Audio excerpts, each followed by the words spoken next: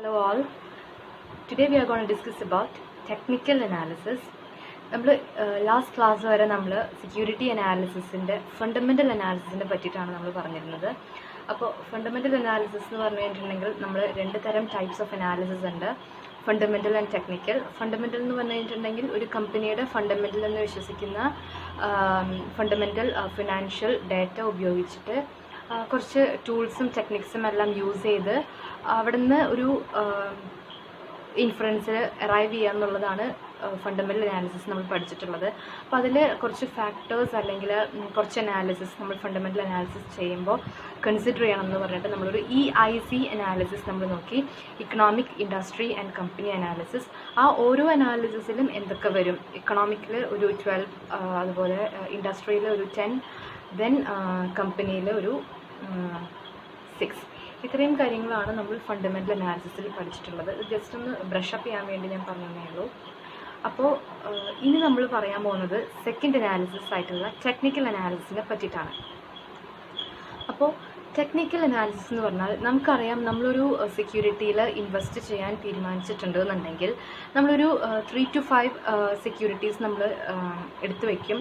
എന്നിട്ട് അതിൽ ഏറ്റവും ഔട്ട് പെർഫോമിംഗ് ആയിട്ടുള്ള, ഏറ്റവും നന്നായിട്ട് റാങ്ക് 1ൽ നിൽക്കുന്ന സെക്യൂരിറ്റി ഏതാണോ അതിലാണ് നമ്മൾ ഇൻവെസ്റ്റ് ചെയ്യുക. അപ്പോൾ ആ ഒരു സെക്യൂരിറ്റി ഏതാണെന്ന് സെലക്ട് ചെയ്യാൻ വേണ്ടിയിട്ടാണ് നമ്മൾ ഈ അനാലിസിസ് യൂസ് ചെയ്യുന്നത്. അപ്പോൾ ഫണ്ടമെൻ്റൽ എങ്ങനെയാണെന്ന് നമ്മൾ ഓൾറെഡി പറഞ്ഞു, അത് ഫണ്ടമെൻ്റൽ ഫിനാൻഷ്യൽ ഡാറ്റ ഉപയോഗിച്ചിട്ടാണ്. ഇനി ടെക്നിക്കൽ അനാലിസിസ് എന്ന് പറഞ്ഞു കഴിഞ്ഞിട്ടുണ്ടെങ്കിൽ ഒരു സെക്യൂരിറ്റിയുടെ പാസ്റ്റ് പ്രൈസ് മൂവ്മെൻറ്റ്സ് മനസ്സിലാക്കി അതിൻ്റെ ട്രെൻഡ്, അതിൻ്റെ പാറ്റേൺസ്, അതിൻ്റെ ട്രേഡിംഗ് വോളിയം, അതുപോലെ അതിന് എന്തൊക്കെ റൈസിങ് സ്റ്റോക്ക് ഇഷ്യൂസ് വന്നിട്ടുണ്ട് അല്ലെങ്കിൽ ഫോളിങ് സ്റ്റോക്ക് ഇഷ്യൂസ് എന്തൊക്കെയും വന്നിട്ടുണ്ടോ, അങ്ങനെ ഒരു സെക്യൂരിറ്റീനെ സംബന്ധിക്കുന്ന എല്ലാ പാസ്റ്റ് പ്രൈസ് മൂവ്മെൻറ്റ്സും എക്സാമിൻ ചെയ്ത് അത് അനലൈസ് ചെയ്ത് അതിൽ നിന്നും ഒരു ഫ്യൂച്ചർ പ്രൈസ് നമ്മൾ ഫോർകാസ്റ്റ് ചെയ്ത് പ്രിഡിക്റ്റ് ചെയ്തെടുക്കുകയാണ് ചെയ്യുന്നത്. അങ്ങനെ ഒരു ടെക്നിക്കിനെയാണ് നമ്മൾ ടെക്നിക്കൽ അനാലിസിസ് എന്ന് പറയുന്നത്. അങ്ങനെ ഫോർകാസ്റ്റ് ചെയ്ത് നമ്മൾ പ്രിഡിക്റ്റ് ചെയ്തെടുത്തിട്ടുള്ള ഫ്യൂച്ചർ പ്രൈസിൻ്റെ ബേസിലായിരിക്കും നമ്മളൊരു സെക്യൂരിറ്റിയിൽ ഇൻവെസ്റ്റ് ചെയ്യുക. ഇപ്പോൾ ഫോർ എക്സാമ്പിൾ ഒരു കഴിഞ്ഞൊരു 10 or 20 years ആയിട്ട് ഒരു പ്രൈസ് കൺസിസ്റ്റൻസി ഫോളോ ചെയ്യുന്ന, കീപ്പ് ചെയ്യുന്ന ഒരു സെക്യൂരിറ്റിയാണ്. വലിയൊരു ഹൈക്ക് വന്നിട്ടില്ല അല്ലെങ്കിൽ വലിയൊരു ഫോളും വന്നിട്ടില്ല എന്നുണ്ടെങ്കിൽ യൂഷ്വലായിട്ടും നമ്മൾ ആ ഒരു സെക്യൂരിറ്റി ആയിരിക്കും കൂടുതലായിട്ടും ഓപ്റ്റ് ചെയ്യുക. അപ്പോൾ അങ്ങനെ ഒരു അനാലിസിസിനെയാണ് നമ്മൾ ടെക്നിക്കൽ അനാലിസിസ് എന്ന് പറയുക. അതായത് ഫണ്ടമെൻ്റൽ ഫൈനാൻഷ്യൽ ഡാറ്റ ഒന്നും യൂസ് ചെയ്യാതെ കുറച്ച് ആസ് ദ നെയിം സജറ്റ്സ് ഒരുപാട് ടെക്നിക്സുകൾ യൂസ് ചെയ്തിട്ട് നമ്മൾ ഒരു സെക്യൂരിറ്റിയുടെ പാസ്റ്റ് പ്രൈസ് എല്ലാം, അതിൻ്റെ മൂവ്മെൻറ്റ്സ് എല്ലാം മനസ്സിലാക്കി എന്നിട്ട് നമ്മളൊരു ഫ്യൂച്ചർ പ്രൈസ് അതിനെ ഫോർകാസ്റ്റ് ചെയ്ത് അത് തന്നെ ആയിരിക്കും ഇനി ഫ്യൂച്ചറിൽ പ്രൈസ് വരിക. കാരണം ഇത്രയും നാളും ഇങ്ങനൊരു പ്രൈസ് കൺസിസ്റ്റൻസിയിൽ പോവുകയാണെന്നുണ്ടെങ്കിൽ ഇനി ഭാവിയിലും അപ്പോൾ ഇത്ര പെർസെൻറ്റേജ് കൂടാനോ അല്ലെങ്കിൽ ഇത്ര പെർസെൻറ്റേജേ കുറയുള്ളൂ, അങ്ങനെ ഒരു കൺക്ലൂഷനിലേക്ക് നമ്മൾ എത്തിക്കുന്ന ഒരു ടെക്നിക്കാണ് ടെക്നിക്കൽ അനാലിസിസ് എന്ന് പറയുന്നത്. ഒരുപാട് ടെക്നിക്സ് ഈ ടെക്നിക്കൽ അനാലിസിസ് നമ്മൾ യൂസ് ചെയ്യുന്നുണ്ട്. ഒരുപാട് ചാർട്ട്സ്, ഒരുപാട് കാൽക്കുലേഷൻസ്, അങ്ങനെ എന്താ പറയുക, ഇപ്പോൾ കുറച്ച് ടെക്നിക്സ് പറയുകയാണെങ്കിൽ ട്രെൻഡ് നമ്മൾ യൂസ് ചെയ്യും, അതുപോലെ ട്രയാങ്കിൾ, സിമെട്രിക്കൽ, അതുപോലെ resistance, support level, resistance level എന്നൊക്കെ പറഞ്ഞിട്ട് head and shoulders, cup and tea എന്നൊക്കെ പറഞ്ഞ് ഒരുപാട് ടെക്നിക്സ് യൂസ് ചെയ്തിട്ടാണ് ടെക്നിക്കൽ അനലിസ്റ്റുകൾ ഒരു കൺക്ലൂഷനിലേക്ക് എത്തുക. അപ്പോൾ ഈ ടെക്നിക്സ് എന്താണെന്നുള്ളതും അതിനെ ബാക്കപ്പ് ചെയ്യുന്ന തിയറീസും നമ്മൾ ഡീറ്റെയിൽ ആയിട്ട് ഓരോ ലെക്ചർ സ്കെഡ്യൂൾസായിട്ട് പഠിച്ചു പോകുന്നുണ്ട്. അപ്പോൾ ഇതാണ് ഒരു സം ടോട്ടലായിട്ട് നമ്മൾ ടെക്നിക്കൽ അനാലിസിസ് എന്ന് പറഞ്ഞാൽ അതിനെ പറയാം. അപ്പോൾ ഞാൻ ഒന്നുകൂടെ റിപ്പീറ്റ് ചെയ്യാണ്. ടെക്നിക്കൽ അനാലിസിസ് എന്ന് പറഞ്ഞു കഴിഞ്ഞാൽ സെക്യൂരിറ്റീസിൻ്റെ പാസ്റ്റ് പ്രൈസ് മൂവ്മെൻറ്റ്സ് അനലൈസ് ചെയ്ത് ഫ്യൂച്ചറിലത്തെ അതിൻ്റെ പ്രൈസ് എന്തായിരിക്കുമെന്ന് ഫോർകാസ്റ്റ് ചെയ്യുന്ന, ആ ഫോർകാസ്റ്റിൻ്റെ ബേസിസിൽ ഇൻവെസ്റ്റ് ചെയ്യുന്ന അങ്ങനെ ഒരു പ്രോസസ്സിനെയാണ് നമ്മൾ ടെക്നിക്കൽ അനാലിസിസ് എന്ന് പറയുന്നത്. കിട്ടിയെന്ന് വിചാരിക്കുന്നു. ഇനി നമുക്ക് അതിൻ്റെ സ്ലൈഡിലേക്ക് പോവാം. Technical analysis is the forecasting of future financial price movements based on an examination of past price movements. മനസ്സിലായല്ലോ? അതായത് ഫ്യൂച്ചർ പ്രൈസ് മൂവ്മെൻറ്റ്സ് ഫോർകാസ്റ്റ് ചെയ്യുന്നു based on the examination of past price movements. Roots of modern technical analysis originates from the Dow theory developed by Charles Dow. അപ്പോൾ ഈ ഡൗ theory എന്ന് പറഞ്ഞു കഴിഞ്ഞിട്ടുണ്ടെങ്കിൽ അതൊരു in detail പറയേണ്ട ഒരു തിയറിയാണ്. നമ്മുടെ നെക്സ്റ്റ് ടോപ്പിക് ഡൗ തിയറിയാണ്. അപ്പോൾ അതിൽ നമ്മൾ വളരെ ഡീറ്റെയിൽ ആയിട്ട് അതിനെപ്പറ്റി പഠിക്കും. കുറച്ച് സ്റ്റേജസും കുറച്ച് ഫേസസ് ഒക്കെ ഉള്ള ഒരു തിയറിയാണ്. അപ്പോൾ ഈ 19th സെഞ്ച്വറിയിലാണ് ചാൾസ് ഡൗ എന്ന് പറഞ്ഞിട്ടുള്ള ആൾ ഈ ഒരു തിയറി ഡെവലപ്പ് ചെയ്യുന്നത്. അപ്പോൾ ഇപ്പോൾ നമ്മൾ യൂസ് ചെയ്യുന്ന ഈ ടെക്നിക്കൽ അനാലിസിസ് എല്ലാം ഈ ഡൗ തിയറിയുടെ ബേസിസിൽ അല്ലെങ്കിൽ അതിൽ നിന്നും ഒറിജിനേറ്റ് ചെയ്തിട്ടുള്ള തിയറിയാണ് ഈ ടെക്നിക്കൽ അനാലിസിസ് എന്ന് വേണമെങ്കിൽ നമുക്ക് പറയാം. ഓക്കെ, അതാണ് അവിടെ പറയുന്നത്. The roots of modern technical analysis originates from the Dow theory developed by Charles Dow. Next point, technical analysis is the study of historical prices and stock market behavior to identify recurring patterns in the data. As we discussed earlier, നമ്മളൊരു pattern അല്ലെങ്കിൽ ഒരു trend ഒക്കെ നോക്കി historical prices ഒക്കെ നോക്കിയിട്ടാണ് technical analysis നമ്മൾ ചെയ്യാമെന്ന് പറഞ്ഞു. ആ പോയിന്റ് തന്നെയാണ് ഇവിടെ റിപ്പീറ്റ് ചെയ്ത് പറയുന്നത്. അതായത് ഹിസ്റ്റോറിക്കൽ പ്രൈസസ് ഒക്കെ സ്റ്റഡി ചെയ്ത് അത് റെഫർ ചെയ്ത് സ്റ്റോക്ക് മാർക്കറ്റ് ബിഹേവിയർ ഒക്കെ നമ്മൾ നോക്കി ഒരു റിക്കറിങ് പാറ്റേൺസ് അല്ലെങ്കിൽ അതിൻ്റെ ഒരു ട്രെൻഡ് അതൊക്കെ നോക്കിയിട്ടായിരിക്കും നമ്മളൊരു ഫ്യൂച്ചർ പ്രൈസ് പ്രിഡിക്റ്റ് ചെയ്യുക. ആ ഒരു ഫ്യൂച്ചർ പ്രൈസ് പ്രിഡിക്റ്റ് ചെയ്യുന്നതിൻ്റെ ബേസിസിലായിരിക്കും ആ ഒരു പെർട്ടിക്കുലർ സെക്യൂരിറ്റിയിൽ നമ്മൾ ഇൻവെസ്റ്റ് ചെയ്യുകയും ചെയ്യാം. Then the process requires large amount of information. അറിയാലോ, ഇങ്ങനൊരു പ്രോസസ്സ് എന്ന് പറയുമ്പോൾ ലാർജ് എമൗണ്ട് ഓഫ് ഇൻഫർമേഷൻ വേണ്ടി വരും. അതായത് ഇന്നോ ഇന്നലത്തെയോ അല്ലെങ്കിൽ കഴിഞ്ഞൊരു കൊല്ലത്തെയോ അല്ലെങ്കിൽ കഴിഞ്ഞൊരു 5 കൊല്ലത്തെ പോലും ഡേറ്റ എടുത്തു കഴിഞ്ഞാൽ നമുക്കൊരു നല്ലൊരു ഇൻഫറൻസിലേക്ക് നമുക്ക് ഒരിക്കലും അറൈവ് ചെയ്യാനായിട്ട് പറ്റില്ല.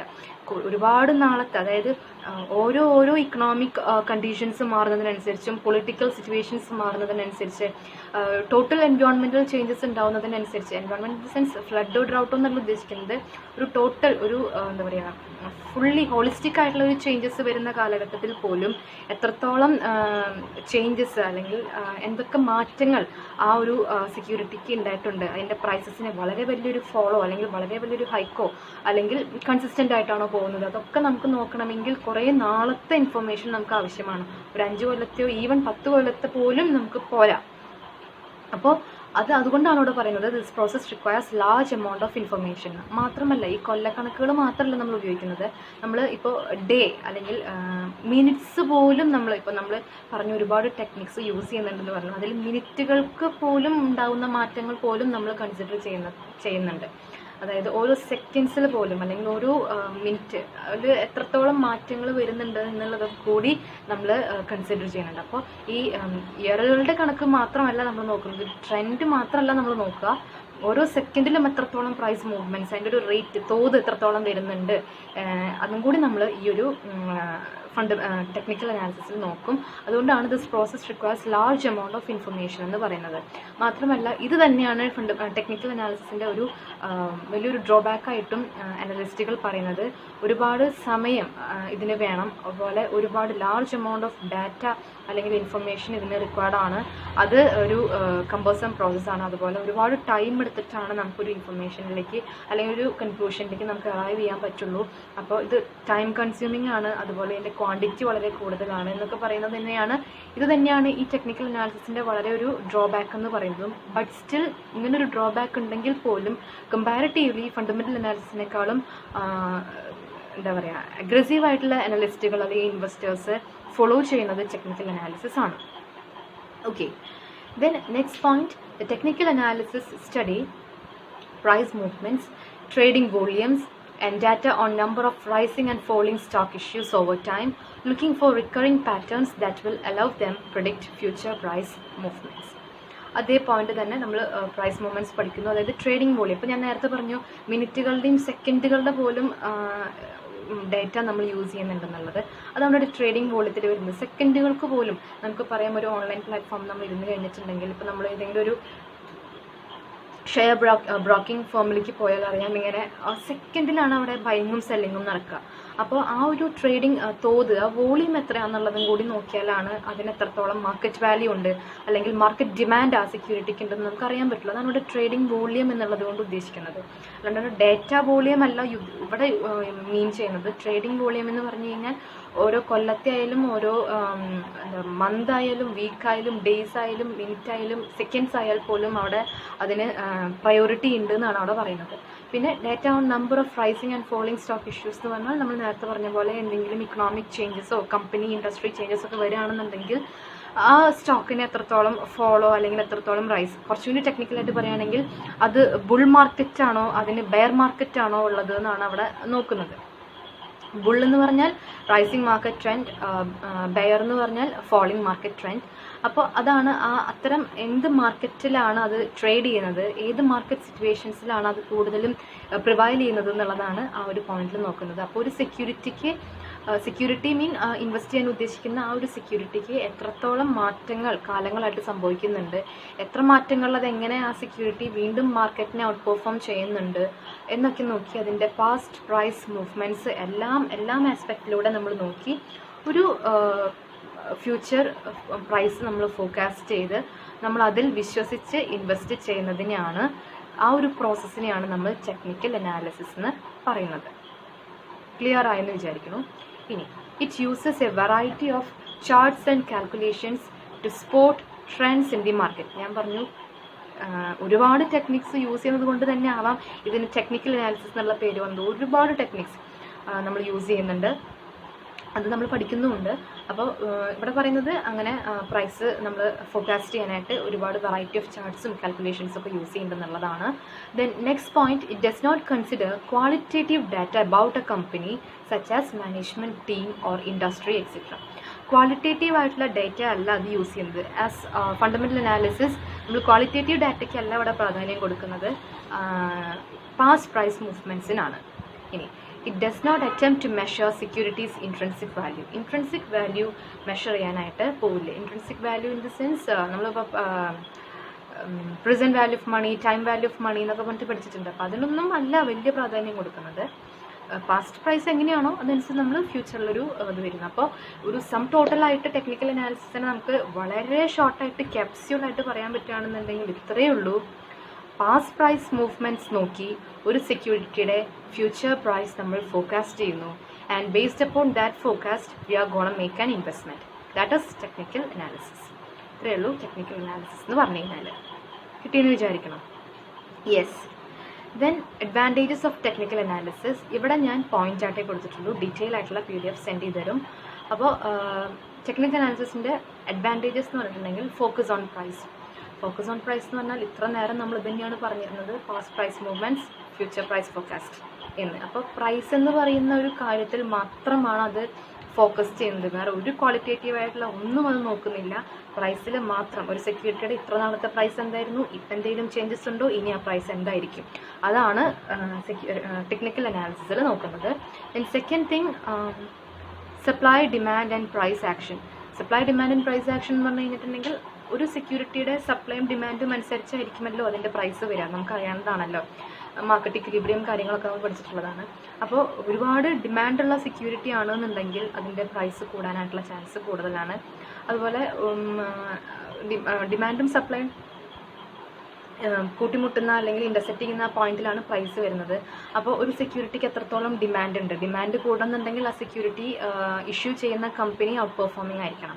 അതുപോലെ അതിന് നല്ലൊരു മാർക്കറ്റ് വാല്യൂ ഉണ്ടായിരിക്കണം. മോർ ഓവർ ആ സെക്യൂരിറ്റിയിൽ നിന്ന് നമുക്ക് നല്ലൊരു റിട്ടേൺസും കിട്ടണം. അത് എന്താ പറയുക, ക്യാപിറ്റൽ ഗെയിൻ ആയിട്ടായാലും ക്യാപിറ്റൽ അപ്രീസിയേഷൻ ആയിട്ടായാലും റിട്ടേൺസ് ആയിട്ടായാലും പ്രോഫിറ്റ് ആയിട്ടായാലും എന്തായാലും റിട്ടേൺസും അവിടെ നിന്ന് നമുക്ക് കിട്ടണം. ദെൻ സപ്പോർട്ട് ഓർ റെസിസ്റ്റൻസ്, അതൊരു ടെക്നിക്കാണ്. Support level and resistance level എന്ന് പറഞ്ഞാൽ അത് നമ്മൾ അതിൻ്റെ ടൂൾസ് പഠിക്കുമ്പോൾ നമ്മൾ സെപ്പറേറ്റ് ആയിട്ട് പഠിക്കും. ബട്ട് ഇപ്പം ഞാൻ വെറുതെ ഒന്ന് പറയാണ്, സപ്പോർട്ട് ലെവൽ എന്ന് പറഞ്ഞു കഴിഞ്ഞിട്ടുണ്ടെങ്കിൽ ആ ഒരു ലെവലിന് താഴേക്ക് പ്രൈസ് പോവാതെ ശ്രദ്ധിക്കും. അതായത് അത്രയും ലെവൽ വരെ പ്രൈസ് താഴാം, അതിനും താഴെ പ്രൈസ് പോകാൻ പാടില്ല, അല്ലെങ്കിൽ പ്രൈസിന് ഒരു ഫോൾ ഉണ്ടാവാൻ പാടില്ല. അപ്പോൾ ആ ഒരു ലെവൽ വരേക്കും പ്രൈസ് ഇറങ്ങി നിൽക്കാൻ പാടുള്ളൂ എന്നുള്ളൊരു സപ്പോർട്ട് ഇങ്ങനെ കൊടുക്കുക എന്നുള്ള അർത്ഥമാണ് വരുന്നത്. അത് ആ ഒരു ടൂള് പഠിക്കുമ്പോൾ തന്നെ അത് മനസ്സിലാവുള്ളൂ. അതായത് നമ്മളൊരു ഗ്രാഫിൽ ഒരു ലൈനൊക്കെ വരച്ചിട്ട് നമ്മൾ പറയാണ് ആ ഒരു ലൈനിന് താഴെ, ആ ഒരു ലെവലിനും താഴേക്ക് പ്രൈസ് ഫോൾ ആവാതെ പ്രൈസിനെ ഇങ്ങനെ സപ്പോർട്ട് ചെയ്ത് ഇങ്ങനെ കൈവച്ച് നമ്മൾ പൊന്തിച്ച് നിർത്തുക എന്നൊക്കെ പറയില്ല, അതുപോലെ ഇങ്ങനെ സപ്പോർട്ട് ചെയ്ത് നിർത്തും എന്നാണ് സപ്പോർട്ട് ലെവലിൽ പറയുന്നത്. റെസിസ്റ്റൻസ് ലെവൽ എന്ന് പറഞ്ഞു കഴിഞ്ഞിട്ടുണ്ടെങ്കിൽ അത് മുകളിൽ വരുന്ന ഒരു ലൈനാണ്. അതായത് ആ ഒരു ലെവലിന് മുകളിലേക്ക് പ്രൈസ് പോകാതെ, അതായത് അത്ര വരെയാണ് പ്രൈസിനൊരു ഇൻക്രീസ് ഉണ്ടാവുകയാണെങ്കിലും ഉണ്ടാവാൻ പാടുള്ളൂ. അതിന് മുകളിലേക്ക് ഇനി പ്രൈസ് ഇൻക്രീസ് വേണ്ട. അപ്പോൾ ആ ഇൻക്രീസിനെ നമ്മൾ റെസിസ്റ്റ് ചെയ്ത് ഇങ്ങനെ താഴേക്ക് ഇങ്ങനെ അടിച്ചമർത്തുന്നു എന്നുള്ള ഒരു മീനിങ് ആണ് വരുന്നത്. അപ്പോൾ അത് നമ്മളൊരു ടെക്നിക്സ് ഓഫ് ടെക്നിക്കൽ അനാലിസിസ് എന്ന് പഠിക്കുമ്പോൾ ഒരു ഗ്രാഫ് വരച്ചിട്ട് സപ്പോർട്ട് ലെവൽ, റെസിസ്റ്റൻസ് ലെവൽ എന്ന് പറഞ്ഞിട്ട് 2 ഗ്രാഫ് വരച്ചിട്ടാണ് നമ്മളത് പഠിക്കുക. ഇപ്പോഴത്തെ അഡ്വാൻറ്റേജിൽ പറഞ്ഞപ്പോൾ പറയാണ്, പ്രൈസ് ഒരുപാട് താഴ്ന്നു പോവാതെ ഒരു സപ്പോർട്ട് കൊടുക്കും. അതുപോലെ പ്രൈസ് ഒരുപാട് മുകളിലേക്ക് റൈസ് ചെയ്ത് പോവാതെ ഒരു റെസിസ്റ്റൻസ്, അതായത് ഇത്ര മതി, ഇതിന് മുകളിലേക്ക് പോകണ്ട, ഇവിടെ വരെ റൈസ് ഉണ്ടായാൽ മതി എന്ന് പറയുന്ന ഒരു ലെവലാണ് സപ്പോർട്ട് ആൻഡ് റെസിസ്റ്റൻസ് എന്ന് പറഞ്ഞു കഴിഞ്ഞാൽ. അത് ആ ഗ്രാഫൊക്കെ പഠിക്കുമ്പോൾ കൂടുതലും മനസ്സിലാവും. ഇപ്പോൾ ഏതാണ്ട് സപ്പോർട്ട് ആൻഡ് റെസിസ്റ്റൻസ് മനസ്സിലായി എന്ന് വിചാരിക്കുന്നു. ഇനി എന്തെങ്കിലും ഡൗട്ട് ഉണ്ടെങ്കിൽ ചോദിക്കുക. ദെൻ പിക്ടോറിയൽ പ്രൈസ് ഹിസ്റ്ററി, അതായത് വീണ്ടും പറയാണ്, ഒരുപാട് ചാർട്ട്സും കാര്യങ്ങളൊക്കെ യൂസ് ചെയ്തിട്ടാണ്. അപ്പോൾ ഒരു പിക്ടോറിയലായിട്ട് ഇപ്പോൾ ഒരു ട്രെൻഡാണ് നോക്കുന്നതെന്നുണ്ടെങ്കിൽ ആ ഒരു എന്താ പറയുക, ഒരു ഗ്രാഫ്, അതിൻ്റെ ഒരു പാറ്റേൺ നമ്മൾ നോക്കുന്നു. അല്ലെങ്കിൽ ഒരു ഗ്രാഫ് ആണെന്നുണ്ടെങ്കിൽ എവിടെയൊക്കെ നമുക്ക് താഴേക്ക് പോകുന്നുണ്ട് ഗ്രാഫ്, എവിടെയൊക്കെ നമുക്ക് മുകളിലേക്ക് പോകുന്നുണ്ട്, ഏത് ഇയറിലാണ് വളരെ ഒരു റൈസ് ഉണ്ടായിരിക്കുന്നത്, ഏത് ഇയറിലാണ് വളരെ ഫോൾ വന്നിരിക്കുന്നത്, ഇതെല്ലാം നമുക്ക് അറിയാനായിട്ട് പെട്ടെന്ന് അറിയാൻ സാധിക്കും. നമ്മളെപ്പോഴും പറയുന്നതാണ് ഈ picture says more than words എന്ന്. അപ്പോൾ നമ്മളിവിടെ പറയുന്നത് അതാണ്, പിക്ടോറിയൽ പ്രൈസ് ഹിസ്റ്ററി നമുക്ക് അറിയാനായിട്ട് സാധിക്കും. Next, disadvantages of technical analysis. അതിൽ ഫസ്റ്റ് വരുന്നത് bias of analyst. Bias of analyst എന്ന് പറഞ്ഞാൽ നമുക്ക് എല്ലാവർക്കും അറിയുന്ന കാര്യമാണ്. ഒരാൾ ഒരു കാര്യം ചെയ്തിട്ട് അതിൽ നിന്ന് കിട്ടുന്ന ഒരു കൺക്ലൂഷനും വേറൊരാളൊരു കാര്യം ചെയ്തിട്ട് അതിൽ നിന്ന് കിട്ടുന്ന കൺക്ലൂഷനും രണ്ടും ഡിഫറെൻ്റ് ആയിരിക്കും. I'm not telling about the mathematical calculations. മറ്റ് സബ്ജക്റ്റീവായിട്ട് നിൽക്കുന്ന കാര്യങ്ങൾ എപ്പോഴും ഓരോരുത്തർക്കും ഡിഫറെൻ്റ് ആയിരിക്കും, നമുക്കറിയുന്നതാണ്. അപ്പോൾ ഞാൻ സെലക്ട് ചെയ്യുന്ന ഒരു സെക്യൂരിറ്റി ആയിരിക്കണം എന്നില്ല നമ്മൾ വേറൊരാൾ സെലക്ട് ചെയ്യുന്ന സെക്യൂരിറ്റി, അല്ലെങ്കിൽ അതേ സെക്യൂരിറ്റി തന്നെ എൻ്റെ ടൈം പീരീഡ് ആയിരിക്കില്ല വേറൊരാളുടെ ടൈം പീരീഡ്. ഇനി രണ്ടും സെയിം ആണെങ്കിൽ പോലും എൻ്റെ ട്രേഡിംഗ് വോളിയം, അല്ലെങ്കിൽ ഞാൻ എടുക്കുന്ന ആ ഒരു ട്രേഡിംഗ് വോളിയം, അല്ലെങ്കിൽ ആ മാർക്കറ്റ് ആയിരിക്കില്ല ചിലപ്പോൾ വേറൊരാൾ എടുക്കുന്നുണ്ടാവുക. ഇനി ഇതെല്ലാം സെയിം ആയിട്ട്, എല്ലാതും എല്ലായ്പ്പോഴും സെയിം ആയിട്ടും രണ്ടാൾ എടുക്കുകയാണെന്നുണ്ടെങ്കിലും ഒരാൾക്ക് ചിലപ്പോൾ മനസ്സുകൊണ്ട് ഇത്തിരി ഇപ്പോൾ കാശ് കുറഞ്ഞാലും വേണ്ടില്ല, എനിക്ക് ഈ സെക്യൂരിറ്റി മതി, ഈ കമ്പനി നല്ല പെർഫോമിംഗ് ആണ്. അല്ലെങ്കിൽ മറ്റൊരാൾ എന്താ പറയുക, ഞാനിപ്പോൾ ഇത്തിരി കാശ് കൂടുന്നതിലേക്ക് പോണതിൻ്റെ അർത്ഥമില്ലല്ലോ, ഒരുപാട് ഹൈക്ക് വേണ്ട, നമുക്ക് കൺസിസ്റ്റൻ്റ് ആയിട്ട് നമ്മുടെ ഒരു ഒബ്ജക്റ്റീവ്, ഇൻവെസ്റ്റ്മെൻറ്റ് ഒബ്ജക്റ്റീവ് ഫുൾഫിൽ ചെയ്യാൻ പറ്റുന്ന ഒരു സെക്യൂരിറ്റി മതി എന്ന് വിചാരിക്കുന്ന ആൾക്കാരും ഉണ്ടാവും. അപ്പോൾ എല്ലാം സെയിം ആയിട്ട് എടുത്തിട്ടും കൺക്ലൂഷൻ വരുമ്പോൾ ആ കൺക്ലൂഷനിൽ ബേസിൽ ചെയ്യാതെ ഒരു ചെറിയൊരു മനസ്സുകൊണ്ടുള്ള ഒരു ഇഷ്ടത്തിൻ്റെ പേരിൽ ഇൻവെസ്റ്റ് ചെയ്യുന്ന ആൾക്കാരുമുണ്ട്. Next comes open to many interpretations. നമ്മൾ നേരത്തെ പറഞ്ഞ പോലെ തന്നെ ഒരുപാട് ഇൻ്റർപ്രിട്ടേഷൻസ് ഉണ്ടായിരിക്കാം. നമ്മൾ പല ടൂൾസ് യൂസ് ചെയ്യുമ്പോൾ അതിന് വരുന്ന പല കൺക്ലൂഷൻസ് പലതായിരിക്കാം. അപ്പോൾ ഒരുപാട് ഇൻ്റർപ്രിട്ടേഷൻസ് വരാം. ചിലപ്പോൾ ഇങ്ങനെ, അതായത് ഇപ്പോൾ ആ ഇയറിലൊരു ഇക്കണോമിക് റിസഷൻ ഉള്ളതുകൊണ്ടല്ലേ അതിനങ്ങനെ പ്രൈസ് ചേഞ്ച് വന്നത്, അല്ലാതെ ആ കമ്പനിയുടെ കുഴപ്പമായിരിക്കില്ലല്ലോ എന്ന് പറയുന്നൊരു വിഭാഗം ആൾക്കാരുണ്ടാവാം. അല്ലെങ്കിൽ എന്തൊക്കെ കുഴപ്പങ്ങൾ വന്നാലും അത് ഫേസ് ചെയ്യാൻ പറ്റുന്ന ഒരു കമ്പനി ആണെങ്കിലല്ലേ ആ കമ്പനിയെ നമ്മൾ വിശ്വസിച്ചിട്ട് കാര്യമുള്ളൂ.